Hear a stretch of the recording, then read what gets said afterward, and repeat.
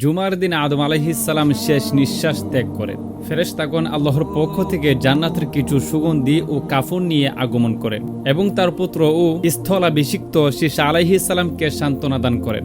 মুহাম্মদ ইবনে ইসহাক রহমতুল্লাহি আলাইহি বলেন, সেই সঙ্গে 7 দিন 7 রাত পর্যন্ত চন্দ্র ও সূর্যের গ্রহণ লেগে থাকে। ইমাম আহমদের পুত্র আব্দুল্লাহ বলেন, ইয়াহিয়া ইবনে জামরা সাদি বলেন, মদিনায় আমি এক প্রবীণ ব্যক্তিকে কথা বলতে দেখে তার পরিচয় জানতে চাইলে লোকেরা বলল তিনি উবাই ইবনে কাব রাদিয়াল্লাহু তাআলা আনহু। তখন তিনি কথা প্রসঙ্গে বললেন, আদম আলাইহিসসালামের মৃত্যুর সময় ঘনিয়ে আসলে তিনি তার পুত্রকে বললেন, আমার জান্নাতের ফল খেতে ইচ্ছা হয়। তারা ফলের সন্ধানে বেরিয়ে পড়েন।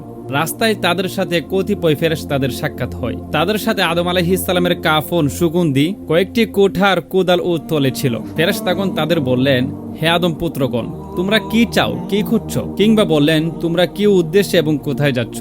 উত্তরে তারা বললেন, আমাদের পিতা অসুস্থ, তিনি জান্নাতের ফল খাওয়ার ইচ্ছা ব্যক্ত করেছেন।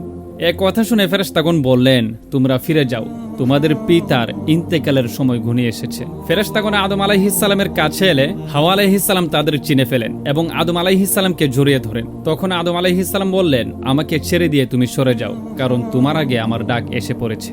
অতএব আমার ও আমার রবের ফেরেশতাগণের মধ্য থেকে তুমি সরে দাঁড়াও। ফেরেশতাগণ তার জান বের করার পর তাকে গোসল দেন, কাফন পরান, সুগন্ধি মাখিয়ে দেন এবং তার জন্য বগুলি কবর খুঁড়ে জানাজার নামাজ আদায় করেন। তারপর তাকে কবরে রেখে দাফন করেন এবং বললেন, হে আদম সন্তানগণ, এ হলো তোমাদের দাফনের নিয়ম।